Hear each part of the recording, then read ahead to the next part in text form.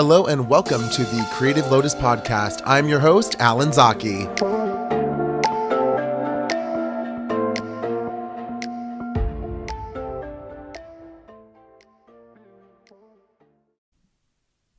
Hello and welcome to this week's episode of the Creative Lotus Podcast. My name is Alan Zaki. I am the host. On today's episode, we have an amazing guest, wardrobe stylist and creative, Jessica Armstrong. Welcome, Jessica. Hi, Alan. How's it going? Good. Happy to be here. Thank you. Thank you so much. So I know that, we met probably about 6 years ago doing production, which was amazing. But if you can kind of give us some background on just kind of your history. Obviously, you're an amazing wardrobe stylist, and that's, how we know each other and we do creative projects together. But maybe you can just give us like where you're from and kind of what brought you to Los Angeles. Okay, sure. Happy to give a little background. Been in LA just about 8 years now, I think. I grew up in NorCal, Sacktown. And then I spent some time in Santa Barbara for college. I'm a gaucho. Then I was in San Francisco. That's really where I kind of started my career in fashion. I was designing clothes for a small manufacturing company.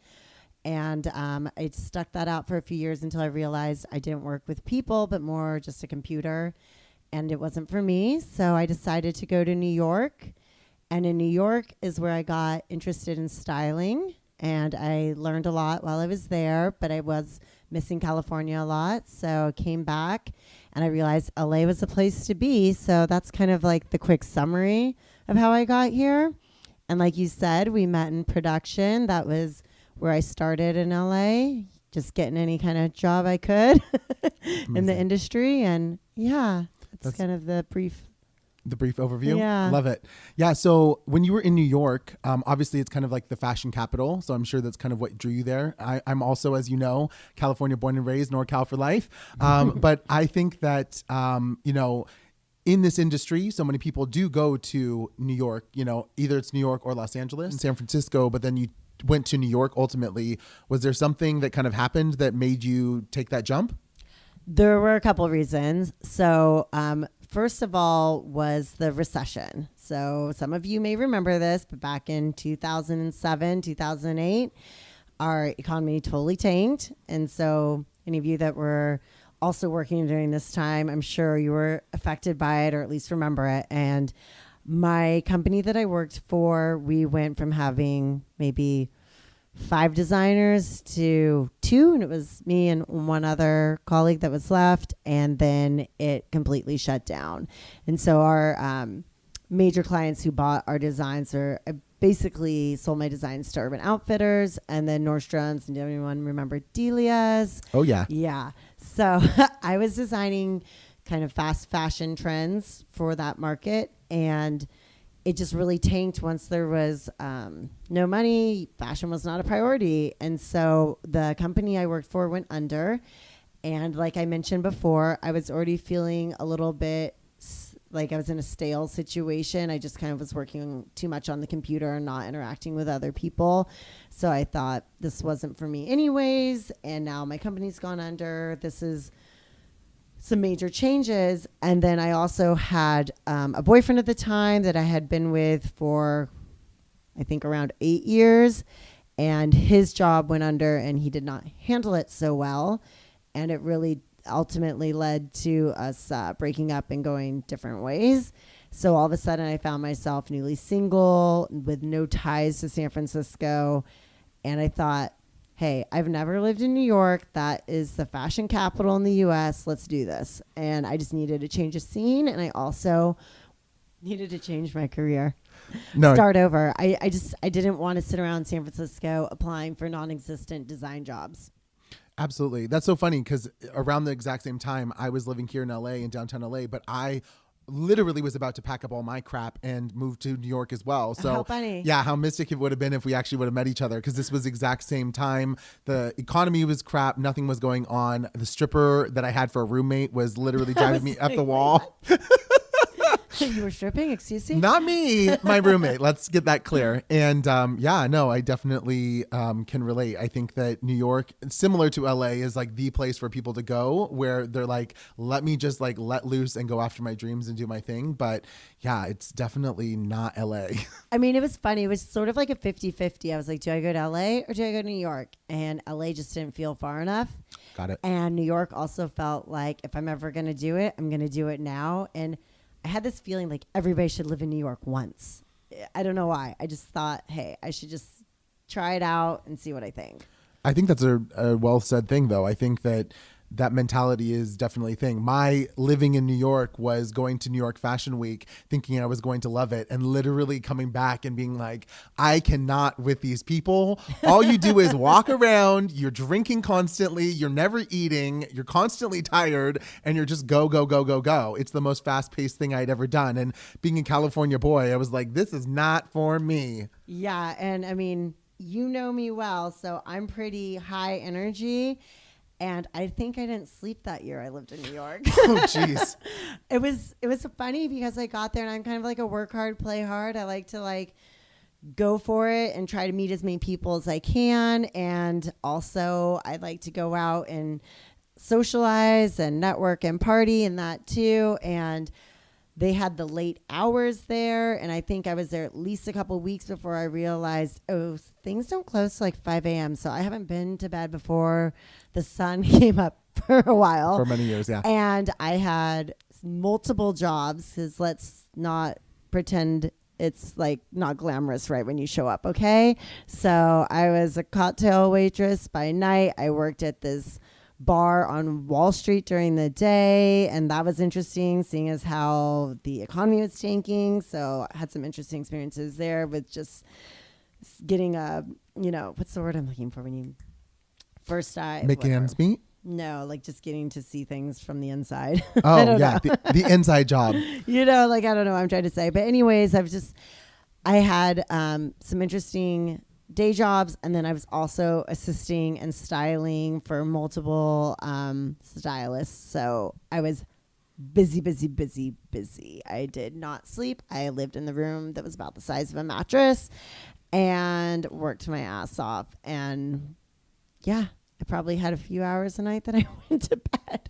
Yeah, I feel like that is like the rat race of New York, though. And if you have the stamina to deal with that, and also some sense of not needing to sleep or just constantly on the go, it's like an amazing place. But yeah, it's definitely a hard place to live. I feel like it's very taxing, and LA just offers so much more. I mean, not to poo-poo on New York. It's a great city, but definitely a rough place to live. So yeah, it's definitely not for the lazy. Not saying that you're lazy, but like it's not. That didn't come out right. It's just, it's not easy. Like, wow, calling me the lazy bitch. No. I'm not. Not for the faint of heart. Good edit. Edit that. I take it back. But it's just like, if you don't want to be go and pushing yourself constantly, and I'm not saying I didn't really want to either. That's why I only stayed a year. But it's just not for you. As in people in general, not you specifically. Oh, thank you so much for the clarity. No, it's funny. Let's just edit that whole segment. I think it's funny too because I take it back. I swear. No, I think that ironically, I was actually in LA for a year, and I was going to go to New York and be like, I can't deal with this anymore, because I wanted that city life. I wanted that vibe and everything, and it wasn't at all in downtown LA. So I was about to just pick up and move to New York, thinking that like that was the thing I needed to do. But you did it, and you made it through, and ultimately you came to LA. So that's amazing. Yeah, and it was exciting because, I mean, when I was there, I got to attend Fashion Week. I was sitting like first, second row on some shows because of who I was assisting. And I got to do some amazing things, and it was great. And I think New York has so much to offer. It's such an exciting city that's why when I did move to LA, I had no dreams of living downtown, because I was like, this is not really where it's at for LA. I think of LA more as a cool beach community with definitely a cosmopolitan side, with having Beverly Hills, Century City, and downtown and things like that. But to me, like, the downtown doesn't like light it up for me. I've lived in better cities. I lived in Sydney. I lived in New York. I just I don't think LA's downtown's not where it's at here. But it's changed. It's come a long ways. Yeah. I thought, you know what, if I can make it in New York and I can get some good experience here, that will definitely help me out. So I got that under my belt, and then couldn't wait to get back. And so once I got back to California, I originally wanted to go to San Francisco. And not to say it's a joke for being a stylist there, but it's not really the best place. So I went back for maybe 2 months, and I was like, what am I doing? I have to go to LA. And I don't really know why I was so hesitant, besides for just in LA, in San Francisco. LA kind of has a bad rap, and it stopped being this like awful superficial place, and I was afraid of not liking it. And then I came here with a positive attitude. I said, there's no reason it could be that bad if all these people live here by choice, and it's amazing. So I'm glad I made the decision, because I'm very happy here. And I thought I was gonna be a NorCal girl for life, and then I was like, oh, I'm chasing my dreams, and they're taking me to SoCal. So yeah, no, that's absolutely. what happened. That's amazing. Yeah. Speaking of dreams, so, obviously going into a creative field, it's extremely competitive and kind of difficult to kind of, make your way through and figure it out, as I'm sure you have had. But can you explain, or share with us rather, any struggles that you've had maybe when you first came to LA? Oh, yeah. It's definitely pretty funny. I can tell you how I got started here. So I moved here with a car and a suitcase, and I got a room from a sublet on Craigslist from someone I didn't know.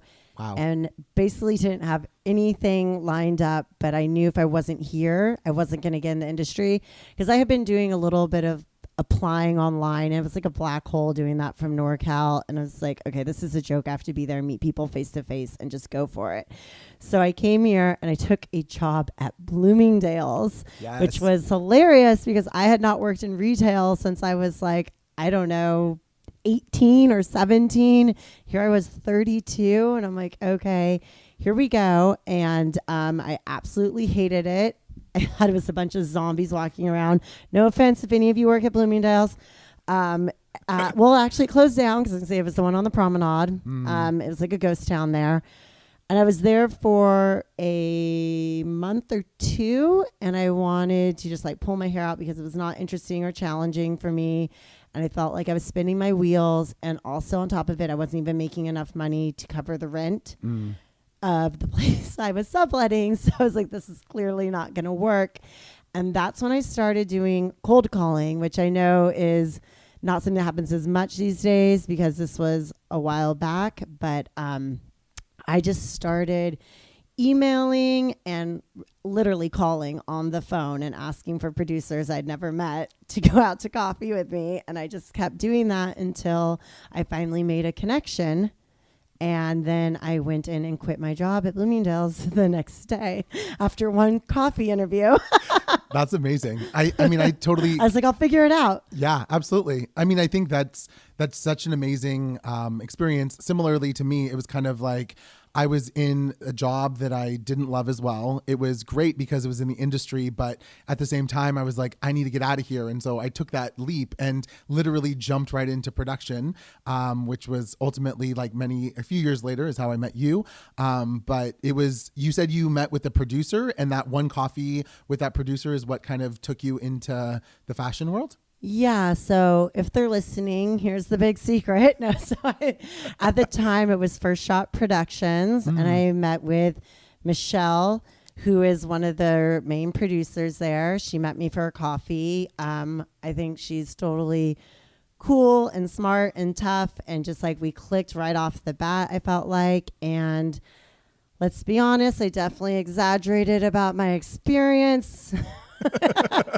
Kind of said I'd done more than I had, because I knew I could keep up if I was given the opportunity. I'm more of a kind of like sink or swim. And I thought, okay, if I can get myself on the team, I'll figure it out. I'll learn as I go. So I might have said I'd done some coordinating and maybe never had. I went in, they hired me, asked me to come on like a 2-month job for Macy's all across the country. And I went from this ridiculous job that I did not like at all at Bloomingdale's, which I'd only taken because they led me to believe I was a stylist, which was a fancy word for sales associate. So when I went in, I quit and I took the job with Michelle, and I was just really just thrown into it. I didn't even know what a permit was. Like, that's the level of, so there might have been moments where they might have been like, this girl's not very good at her job, but I was for reals the first time I was learning what any of these things were.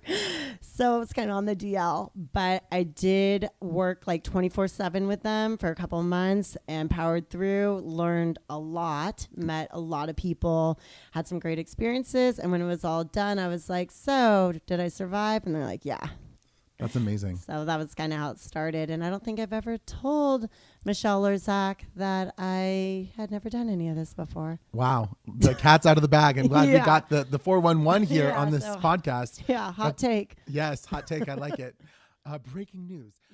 You know, many people come and go, but what do you think has really been the one thing for yourself that's really kind of gotten you through the ups and the downs and really kept you motivated to stay in LA and keep working as a wardrobe stylist?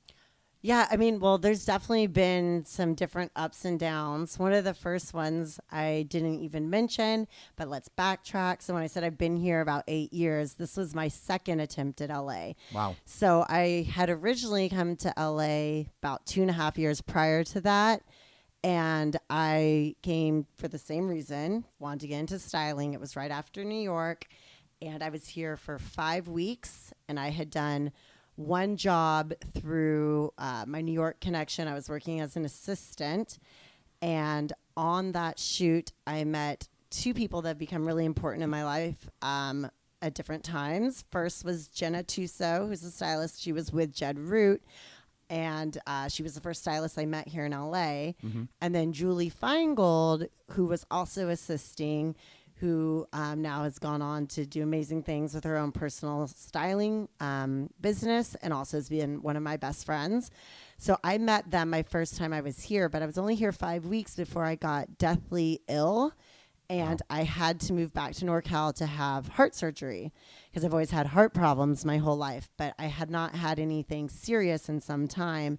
So it was really frustrating for me that I had just moved here, spent 5 weeks, just put in a tiny bit of roots and met a couple people, and then got so sick that I had to return to NorCal and for the first time as an adult, move in with my parents and have some surgeries and procedures done. And I was sick for about 1.5 years to 2 years. So it really put a delay on my start with LA.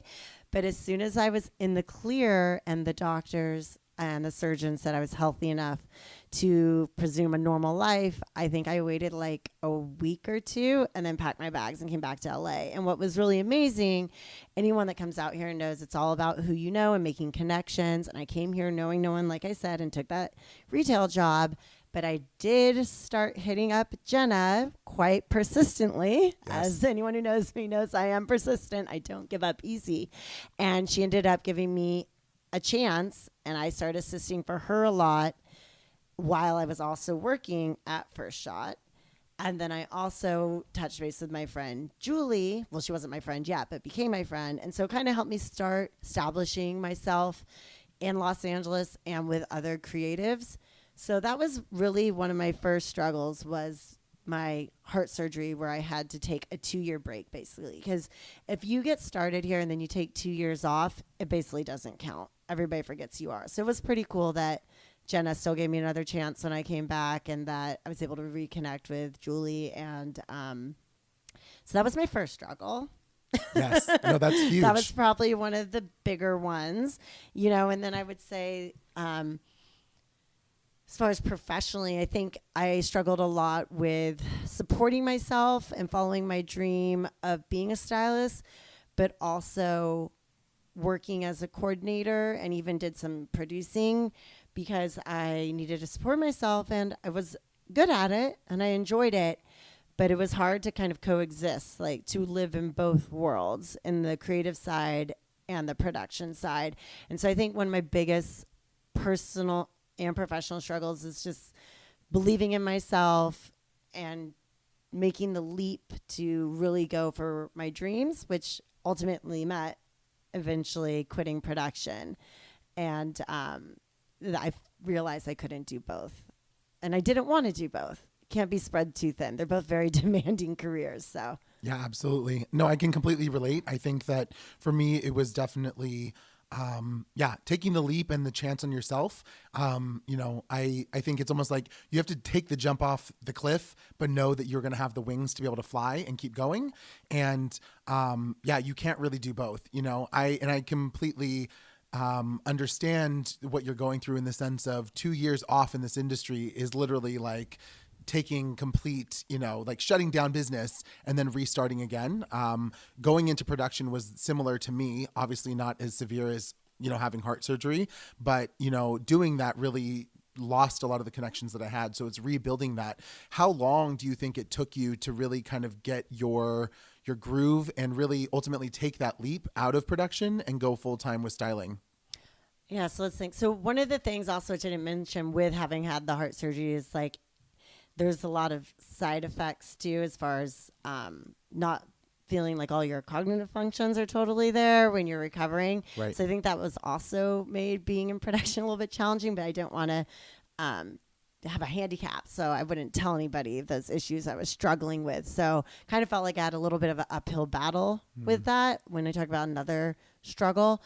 But ultimately, I did establish myself in that, and I worked with First Shot, and I also ended up working with Joanna Strong with Strong Productions. So I felt like I made some really great friendships professionally and personally through that. And then when I did decide, I'm spread too thin, was when I realized I was missing a lot of key jobs that I was being offered. And I was getting enough options that I realized I could make that leap. I felt like confident that I would be able to make it work. And so I think, how many years in was that? Maybe, because I think that's what you asked me. How long did it take? Maybe 4 or 5 years to go from this juggling act of the two to be like, okay, that's it. I have to quit the other one. And then let's be honest, there's slow seasons, so there was definitely moments where maybe I wasn't working that much, and I would pick up the odd job, and right. and I always just felt a little nervous about it, because I think there's a saying in our industry: if you want to book a job, book a vacation. Well, if you want to book a styling job, take a coordinating job. Yes. I struggled with that for a while. It took me probably like 4 to 5 years to quit, and then there was probably another year or so of going back and forth before I really just said, I do not do this anymore. Yeah.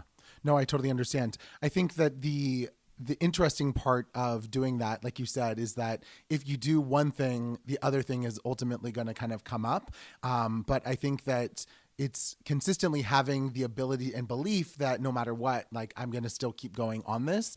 And production has this tendency of like wanting to suck you back in, because let's face it, there's good money in production, and you and I are both great at doing those things. So why wouldn't you do that, right? If you need the financial, support or whatever it is. But I think that, the creative side is what really drives us, right? So from that, what has kind of been your driving force, or what keeps your creative juices flowing?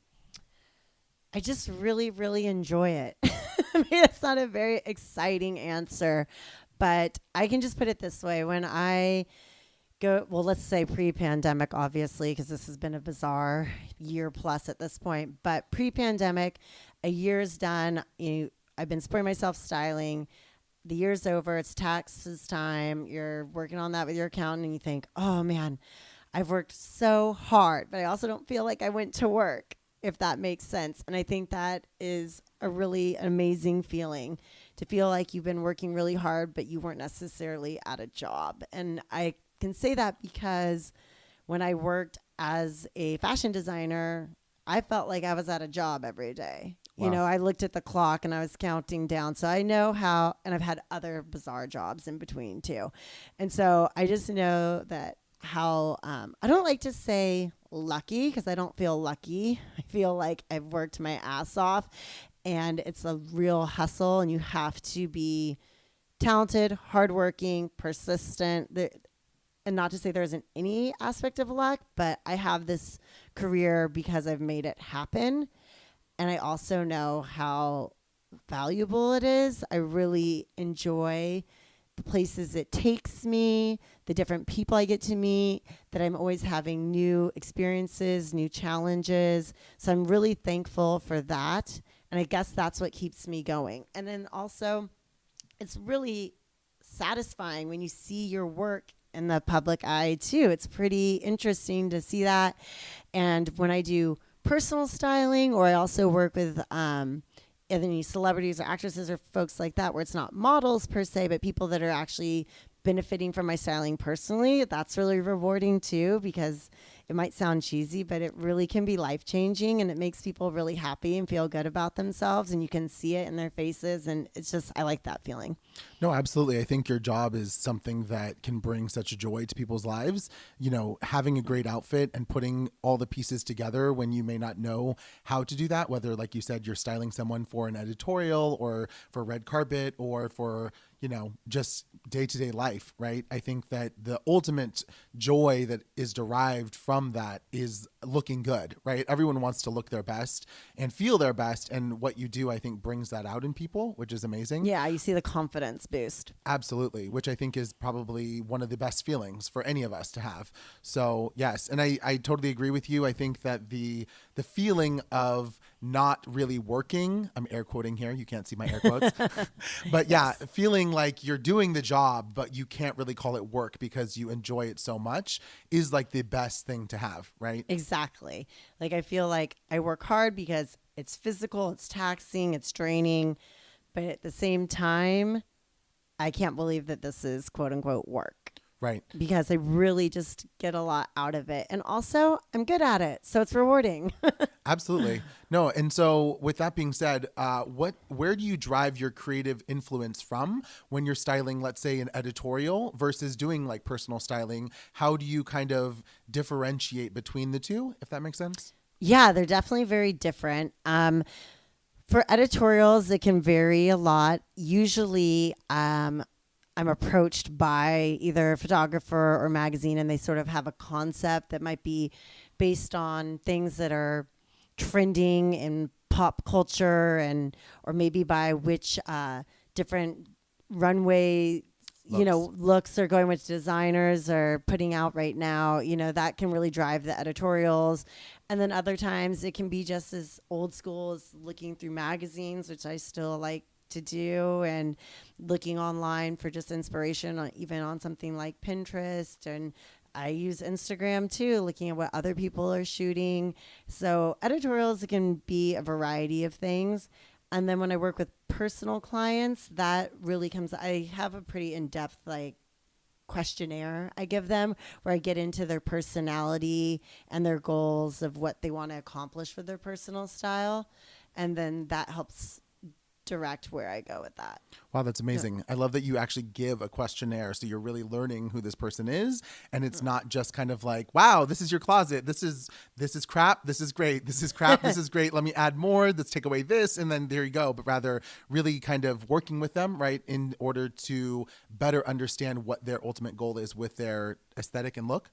Right. And it's important how you say that too, because I always tell clients, like, I don't look at you as a doll that I'm just going to dress, because people all have different things that they want to get out of their style or their fashion. It's a self-expression. So you can't just go into somebody's closet and then be like, oh, you're missing, like, right now we're really into a high-waisted pant, and you don't have one, and they might not care about a high-waisted pant being on trend, or it might not work with their lifestyle, or, and I'm just using this one random trend that's going on. But the point being that everybody has different goals. So it's like, okay, are you a really active person? Are you somebody that's always in the office? Are you somebody that's trying to date? Did you just get out of a relationship? What are we trying to do, and what makes you feel good too? Absolutely. Yeah, everybody has different, I was going to say different style icons too, which I always ask people what those are. That's amazing. Is an idea. Who's your style icon? Oh gosh, well, definitely love Kate Moss.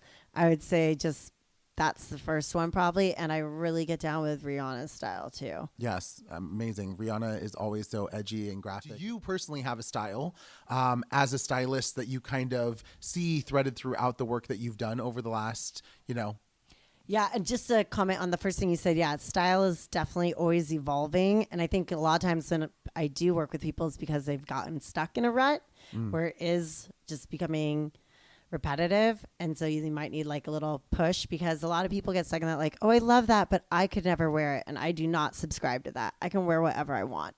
And so when I come to my style, I, like, for instance, said Kate Moss or Rihanna, because I like people that will push the envelope, and I'm not necessarily looking for a shock factor by any means, but I do want to be able to have fun with my fashion and wear what I'm feeling. So I say that my style is eclectic, which might sound a little bit vague, but it really is. It just depends on my mood and what I'm vibing that day. I'm not somebody that really does the uniform look, which I know some people do, but that's just not for me. I like to switch it up and have fun with it. And I do like to buy into trends. I also like classic pieces. It really depends, but I like to have fun with it. And now, oh, okay, I almost forgot the question.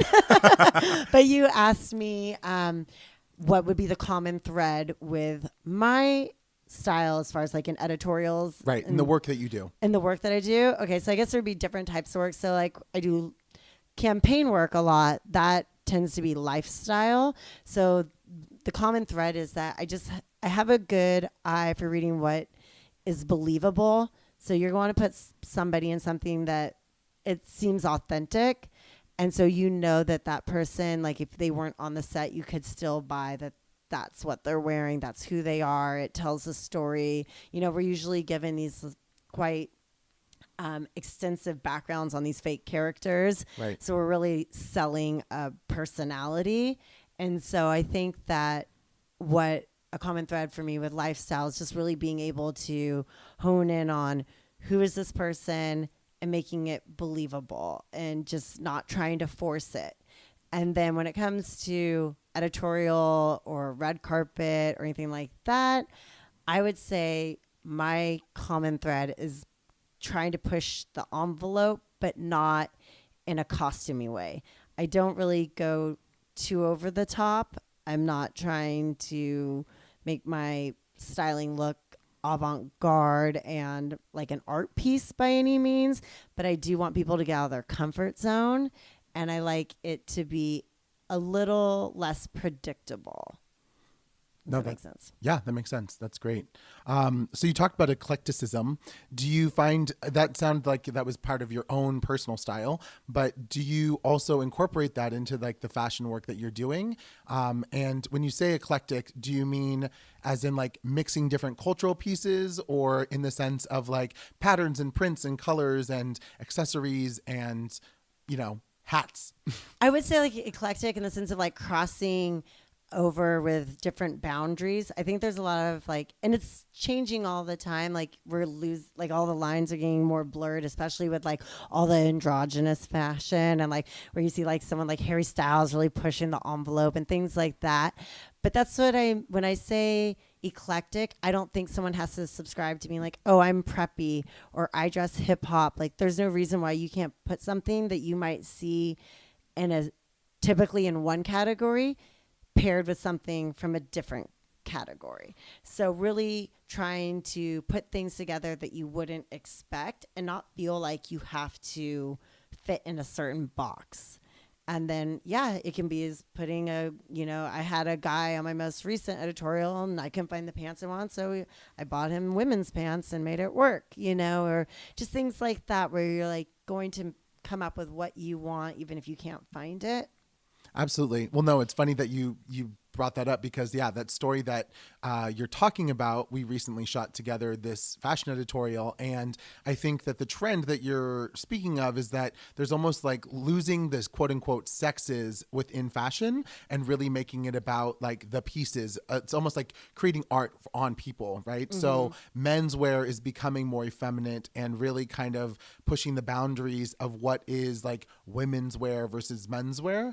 And so I know that you kind of brought some of that into the story that we shot with a male model here in LA.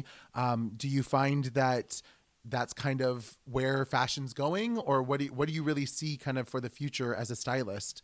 Well, it's kind of funny because we just said two opposite things, because I said that I'm not trying to make mine too avant-garde or art pieces of art. And then you were saying how fashion is becoming art. But yes, obviously it's art.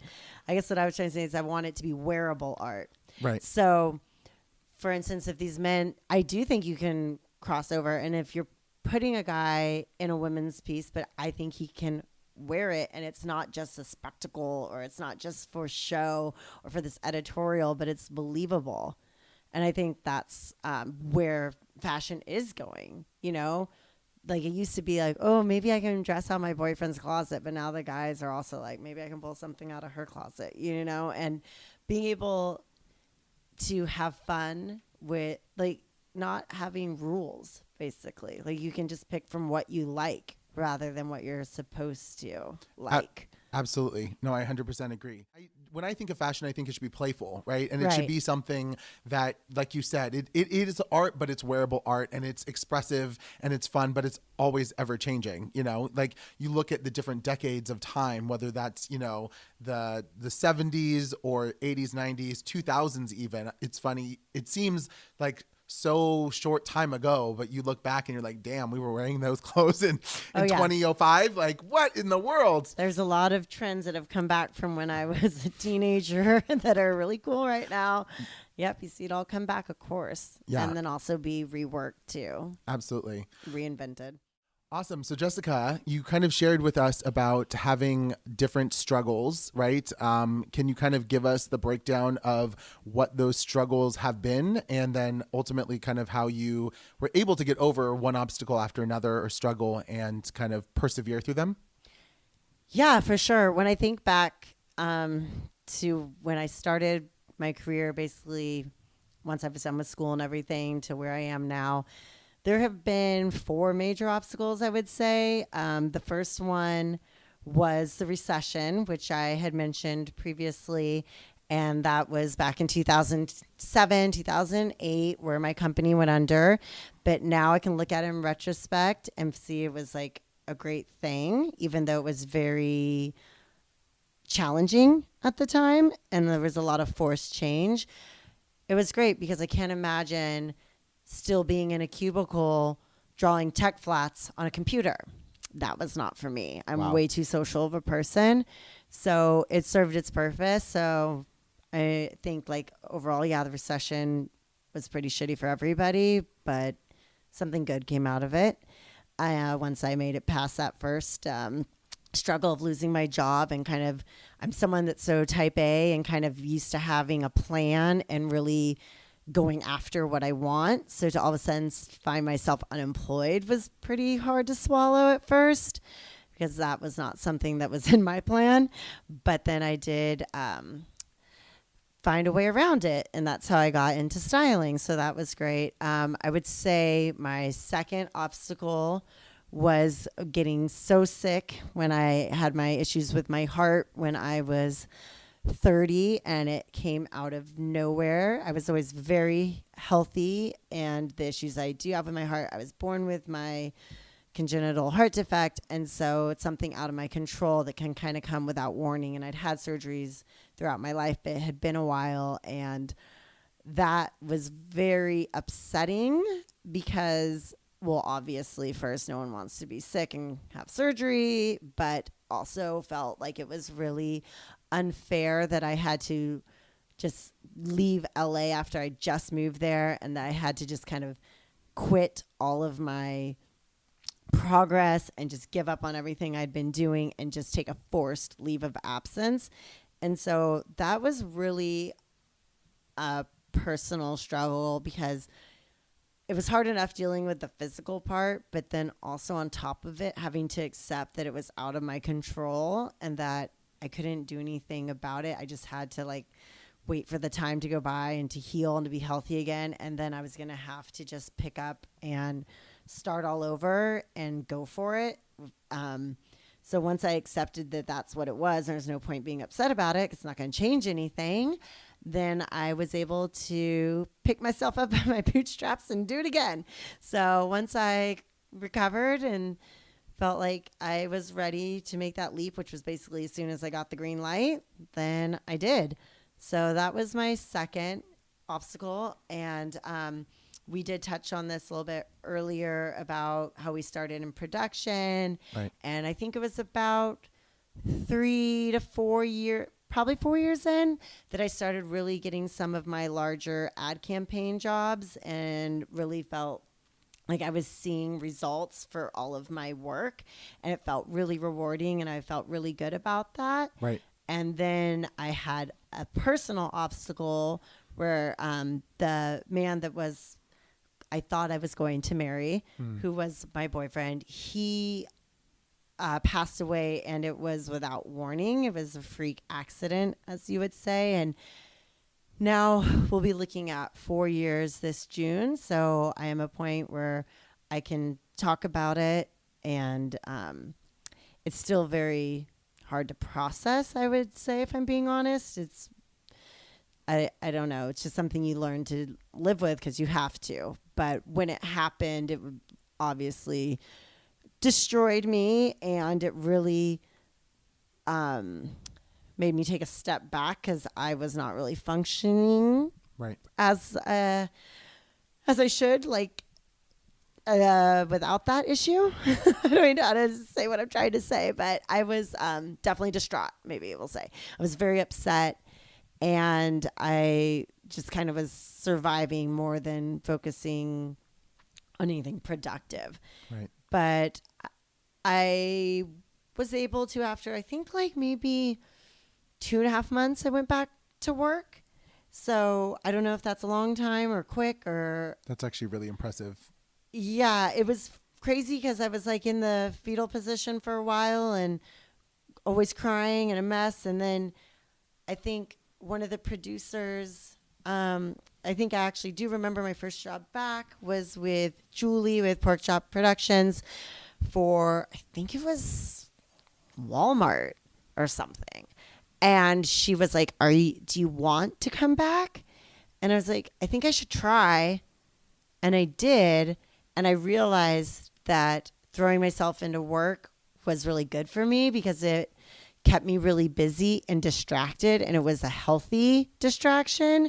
I don't need to sit around and cry or drink or, just be a mess. I mean, everyone has to grieve, but I also needed to try and pick up the pieces of my life. And also I take care of myself and my dog. So if I'm not going to do it, who else is? And I'm not about to lose my home and all of that. So once I got back on my feet and started working, I went balls to the wall, just crazy, working nonstop. So I really threw myself into work, and it was really good because it just helped me move forward, I think, and that was nice.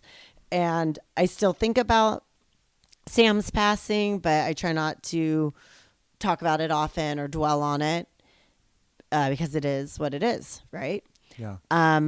So then after that, I really got some good momentum going and was feeling like myself again, I would say. And I was starting to feel positive again and really hopeful for the future. And one goal of mine then became to get signed with an agent because I have been doing this on my own for so long. And I had entertained other agents in the past, but had never found a good fit. I think it's a really personal thing. You have to really trust each other and communicate well and all of that. And so I wasn't in a rush for the wrong fit. I was more like playing the long game. Yeah. So I did start to get into the talks with someone, and it got to the point where it seemed like that was the next step, and I was very excited about going to the next level with my career. As you should be. Absolutely. It's it's something you check off the list, and I was really excited about that. And that was when the fourth obstacle hit, which was the pandemic. That damn pandemic. And I laugh because, like my heart surgery, like Sam's freak accident, like the recession, again, was something completely out of my control. And so it was almost comical. I was like, wait a minute here. I just was about to sign with an agency.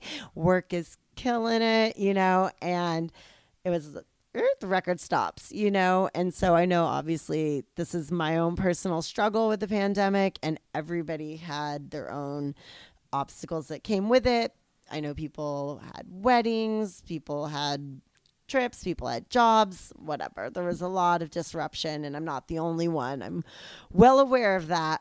But I also thought the timing was pretty comical. I thought I've been working at getting myself back on my feet for, at this point, Sam had been gone. What's the math? If it's going to be 4 years and the pandemic's going to be 3-ish years or a little under 3 years. Right. And so I was getting back into my groove. So the universe said, no, you're not. Yeah. I think it's interesting because, with all of the struggles that you've really shared, you've still been able to kind of keep going no matter what. And, the name of this podcast is the Creative Lotus, because the lotus actually, the muck and gunk underneath where its roots are ultimately what makes it bloom, right? And this beautiful flower. But the simultaneity of it is that without that crap or the struggle underneath it, right, there's no way that this flower could bloom on top, but it actually does it at the same time. So even though like you have all these struggles, right, the recession, and then you have, the health issues, and then you go and have a loved one pass away, which is like the hardest thing to deal with, right? And then on top of that, right when things look like they're just on the up and up, it's kind of like, wow, the world literally was like, fuck you, you're not going to have it, And Yeah. So what has been kind of through all of that, what has really been your like creative momentum, or like what is like giving you the gumption? Is it the way you were raised, or like what is giving you the ability for you to like keep pushing forward and not giving up? Because to be honest, I think if you asked majority of people, and even in this industry, that are going after the same things that you and I do, would have just been like, F it, I can't do this anymore, right? But like you're still here, you're still fighting, you're still going. So what is that drive that keeps you going? Interesting question. I don't know if I can really define it. I would say definitely there has to be a bit of it of how I was raised. My parents always had high expectations, but didn't really line out what I was like. They didn't say, you need to do this, we expect this or that of you. But they did expect me to fulfill my potential and to be successful, whatever that may look like. But I was always pushed to work really hard and to also do things on my own and to count on me. So I think there was a lot of, and they believed in me too. They did think that I could do whatever it was I ended up deciding was the path I was going to take. They're just like, but once you pick one, you better make it work. If you're not going to pick an easy one, which we all know I didn't, because there's not a simple outline of how you get to where you're going with any creative industry. Right. So they're kind of like, if you're going to do that, then, you better be willing to do what it takes to be successful at it. And I'm also just like, I'm a very competitive person. So I don't want to be mediocre. Right. And I think that what gives me the drive to keep pushing is that I still want more. I still compare myself to peers and I see what they're doing. And I think it's a healthy competitive spirit. But when I see people achieve things that I want, then it makes me just want to do it even more. And to try even harder. Right. And especially also, I've had things that have happened in my career that I think when I was younger, I wouldn't have known I was doing. Like, styling someone for the Oscars and saying, wow, did little 15-year-old Jessica think that she was going to be doing that? And now it's not even that big of a deal. It's just one of the many things that you do if you're successful in this industry. It's just always trying to achieve more. And so it's probably like a mix of my competitive spirit. Also, I have a really strong drive, I think that's what it is. No kidding. And it's funny because I didn't even know what a stylist was until I was probably in my mid 20s. But when I look back on when I was a kid, I've been a stylist since I was like a little girl. I used to make all my friends let me dress them up and do photo shoots. Wow. I have photo shoots going back to like elementary school. Definitely did a lot through junior high, high school, college. I always was like making my friends be the models. I was always putting the looks together. And then I was also taking the photographs because I studied photography too. I've always been interested in the fashion industry, just wasn't sure exactly in which capacity I was going to do it. I thought I wanted to be a designer at one point. I thought I wanted to be a photographer. But then I look back, I'm like, no, you were always just dressing everyone. Wow. That's amazing. No, but I mean, I think that those things are no coincidence to any of it, right? And ultimately, what keeps us going is kind of like that thing that makes the creative spark like go, right? And the more you're able to kind of go and do that, right? It just like, I don't know, for me personally, it just brings me so much joy when you're in your like mode and doing it, right? Like you brought up earlier, if you feel like your work isn't really work, then like, wow, what amazing life you're able to live. What amazing accomplishment. Right. You know, and it's funny because you do things where I said before, like, you don't know that this is going to lead to that. Right. And I look back, always I was the friend that was getting the call from the other friends. What are we wearing tonight? Pick out my outfit. But I never thought about that as a career. Yeah. But of course that makes sense. People still do that to me all the time. Everybody wants a freestyling session. Damn those freebies. But yeah, all the friends always ask, and it's just something that always came natural, and I enjoy it, and I'm happy to make a career out of it. And I'm also, I think, willing to always try and push because I don't take it for granted. I'm not really used to getting things just handed to me, right. So I will work for it. But then when I get these things, I feel really a sense of accomplishment and self-worth, and I don't take it for granted. Right. There's a sense of appreciation that comes there. And I like your story about the lotus because I didn't know that. That's great. I must be working on an amazing bouquet. Like Yes, you have the whole pond full of lotuses. Yeah. Or lodi, or however you say multiple however you say the plural. But definitely working on a really beautiful lotus here. Love that. Wow. That is so well said. Awesome. Good.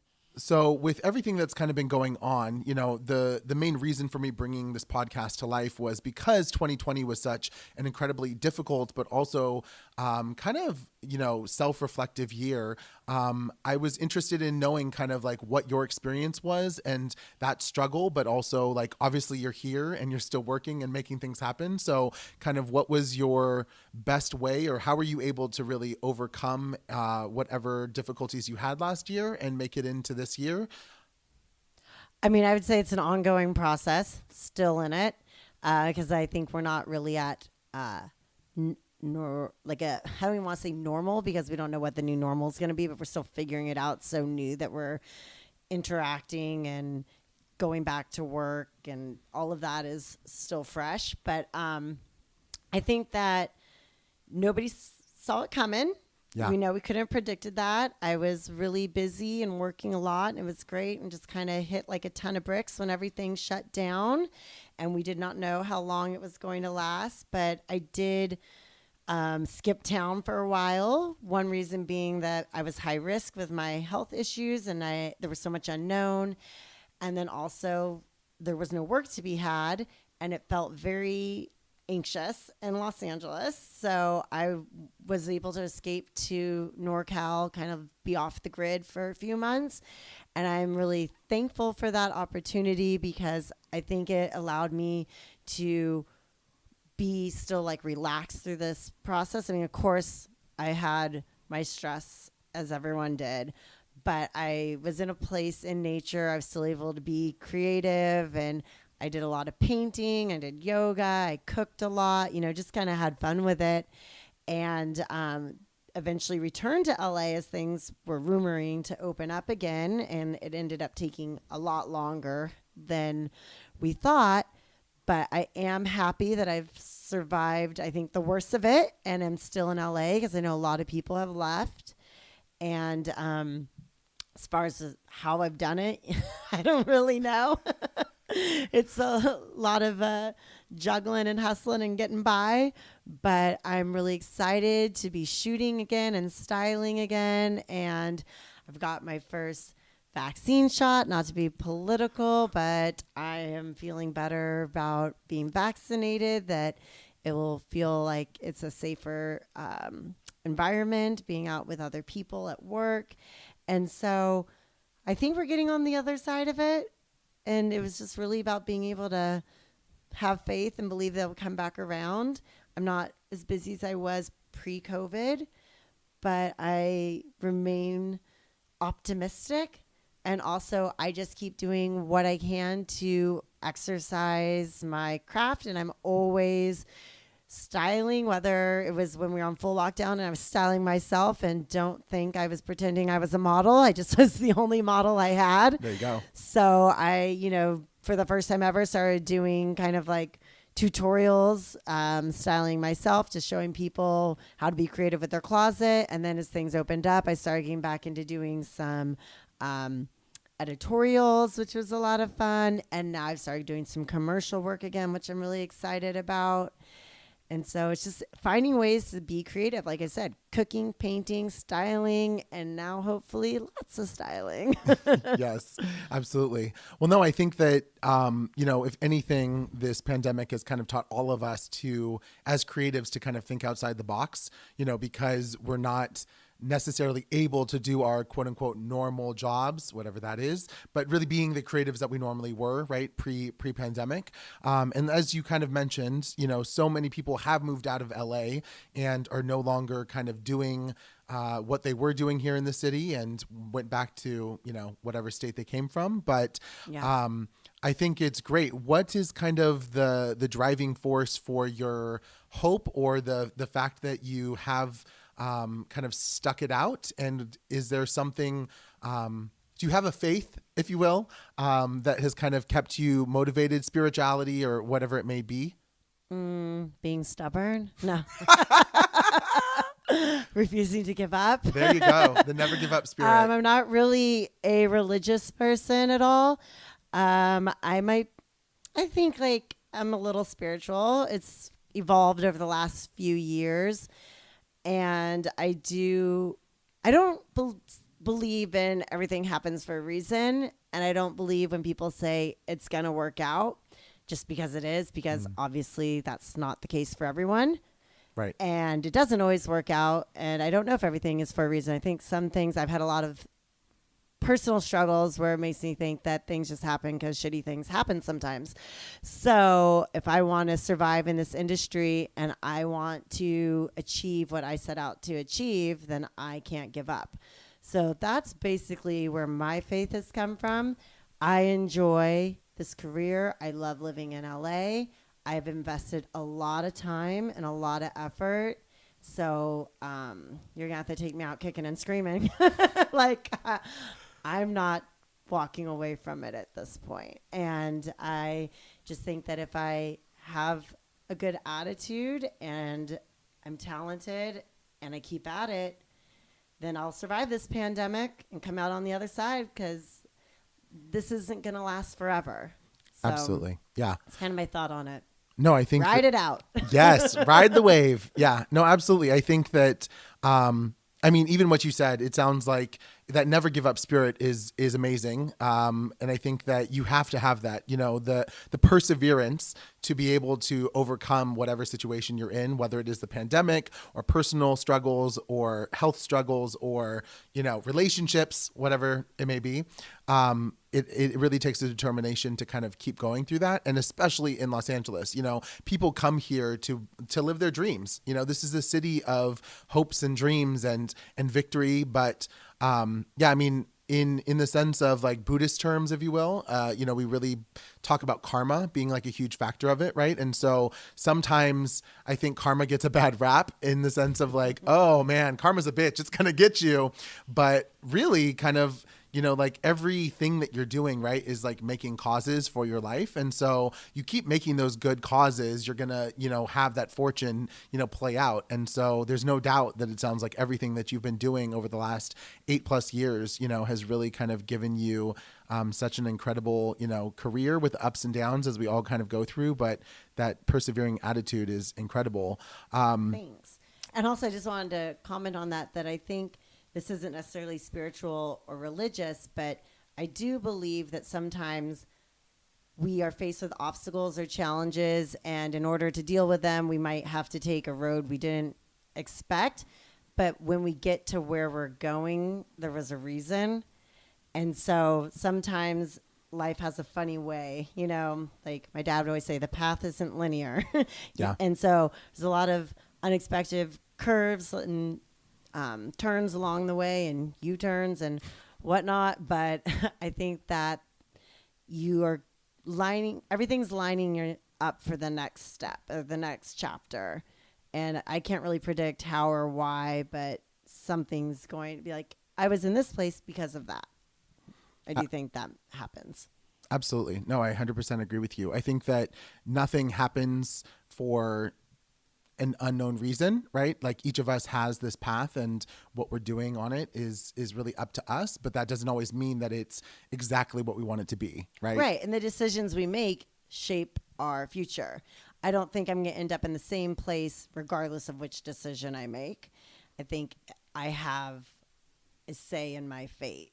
And so, you know, but there's interesting things like how you and I met, and now we've become creative partners. We've done so many amazing things together and become really good friends. And it's all just kind of random how we met, you know, both doing something we didn't plan on doing. Right. So. No, absolutely. Yeah, I think that more than anything, there's no coincidence in anything in life. And so us meeting and being able to get to know each other, and like you said, becoming good friends. And now we're sitting here sweaty as at post tennis, which has been our new pandemic trend / like fun activity and athletic thing. But yeah, no, I really enjoyed, you know, being able to, you know, push my own creative, and you really kind of being a collaborator and bringing your own creative to the photographic work that we've done. And really kind of going after our own careers and what we really want together, and really pushing each other, you know, in those specific goals and dreams. And so speaking of goals and dreams, kind of what is your, let's say 10-year plan, or where do you see yourself in 10 years? Jessica Armstrong, stylist and creative. Where do you really want to be, and kind of, like professionally and personally yeah, both? let's hear it all. Okay, let's go for it. 10 years. I'm definitely in LA, living near the ocean, because anyone knows me well knows that I love the ocean, and I take my dog there all the time. So I definitely see myself still on the west side. It's my favorite part of LA. And I see myself still working in this field. It's hard to predict in which capacity, because I mean, I don't know. Things happen, like can't predict a cell phone, or, you know, I remember life before cell phones. I don't know what's going to change in 10 years. I didn't even know what a podcast was, and here I am. So I don't know what I'll be doing in 10 years exactly, but it will still be creative and related to this world and working with people. I mean, I very much hope to be making art and just expressing myself and having a good time, and still working on campaigns. I really enjoy that life. I love traveling. I also hope to be working with personal clients because it's so rewarding. And I also hope to be in a stable, healthy relationship, because I have had some ups and downs in the past with that. And so I'm hoping to just come to a place where there's less surprises. That would be nice. I would just like to be in a place where I work and I have a partner and my dog and I'm near the water. And I think that would be good. Wow. Sounds great. I love it. Big goals. Yeah. No, that's amazing. I think that, the having all of those things is amazing, and you can definitely like make that happen. I think that, you're obviously in the right place and on the right path and been working so hard to make those things happen. So there's no doubt that you're going to. And I think that if anything, this pandemic has been such a great thing for the ability to kind of reflect and kind of like reassess all of, the things in our lives and kind of what we really want. And your determination to stay here in LA and keep on persevering and making it happen is incredible. Yeah, keep on keeping on, right? As yes. I say. But I think we can't predict what happiness or future is going to look like. So I don't really have a specific visual for it, but something along those lines. Yeah, no, that's amazing. I think that the more clear we are with our goals, I feel like the better off we are going and shooting for them, right? I don't know who says it, but it's like, shoot for the moon. And even if you don't make it, you're amongst the stars, right? Yeah, so, I love that. Yeah. Even if you're just on the Hollywood Walk of Fame, maybe among those stars, but that's okay. Awesome. Well, thank you so much, Jessica, for joining today's podcast. You are incredible. And any last thoughts or words? Anything I need to add to this? I don't know. Besides I hope that everybody can stay safe and be smart so we can get out of this together and move forward and looking towards a bright future for our society. Really, that's kind of seems like the main focus these days is just to be able to interact again and be able to see our friends and loved ones and not have to be worried about our health and be able to enjoy. And hopefully everybody did reflect, like you said, during this time, and you kind of reevaluate what's important and not worry so much. Don't sweat the small things and not to worry about the superficial things too much either. I think we get a new look at what's important. So that's what I guess I would add. Amazing. But thank you so much for having me. If the followers would like to follow you, where can they find you? So I'm most active on Instagram, and my handle is my name, which is JESSICA ARMSTRONG_style STYLE. And I just spell it out because sometimes people do ask me how to spell my name, even though it is pretty basic. So my name is Jessica Armstrong _style. And that's really the best place to find me. I'm too old and slow for TikTok. I don't know. It's just not happening. I try, I do some IGTVs and some reels, and that's about as techie as I'm getting. So I love it. That's where you can find me. Amazing. What about your website? Oh, yes, of course. You can always check out my work on my website, which is Jessica-Armstrong.com. Love it. Jessica-Armstrong.com. Perfect. Well, thank you so much, Jessica. Everyone, please check out her work. She's incredible, amazing. We collaborate all the time. She is always innovating with fun, eclectic style and bringing some amazing fashion looks. So thank you once again, Jessica. Thank you so much for having me, and thanks for the shout out and the compliment. This week's Buddhist quote of the week is, "History is created by people. Each individual is a key protagonist in that endeavor. Instead of relying on others, we must enact our own great drama of creativity. Doing so, we can break through the shell of our limited self." By my life's mentor, Daisaku Ikeda.